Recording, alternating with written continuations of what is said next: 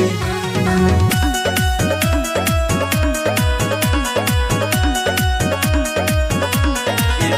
बाबा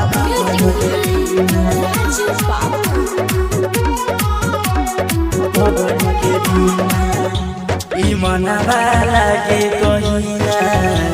ए भोले बाबा पगल के बिना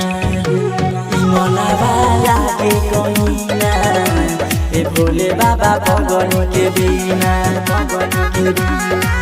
याद हो कर पल पल सतारे याद हो कर पल पल सतारे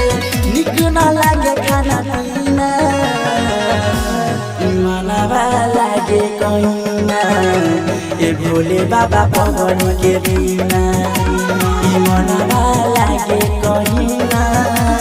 ए भोले बाबा पगल के बिना भोले बाबा पगल के बिना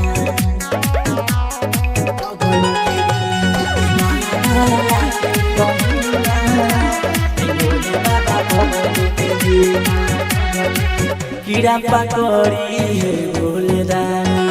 भूल जाए ओकर सूरतिया के दिनावा कसम रो रो के कटे नींद न आवेला रतिया के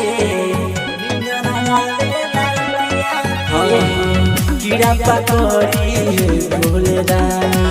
भूल जाए ओकर सूरतिया के दिनावा कसम रो रो के कटे नींद न आवेला रतिया के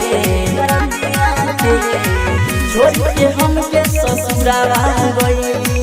छोड़ के हमके ससुरावा गई मुश्किल भइल बचीना ई मनवा लागे कहिना ए भोले बाबा पगल के बिना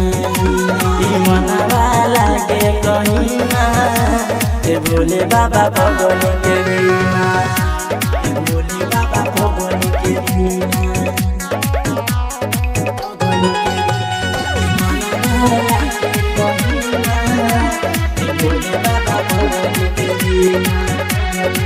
कौन कसूर दूर हमारा से भइल हमके तने बता दीजिए शंकर रवि के बुझलस न मिल के कहम ओकर भुला दीजिए कौन कसूर दूर हमारा से भइल हमके तने बता दीजिए शंकर रवि के बुझलस न मिल के कहम ओकर भुला दीजिए पहल के मीरा लाज चंदर पहल के मीरा लाज चंदर कैसे के उनका बचीना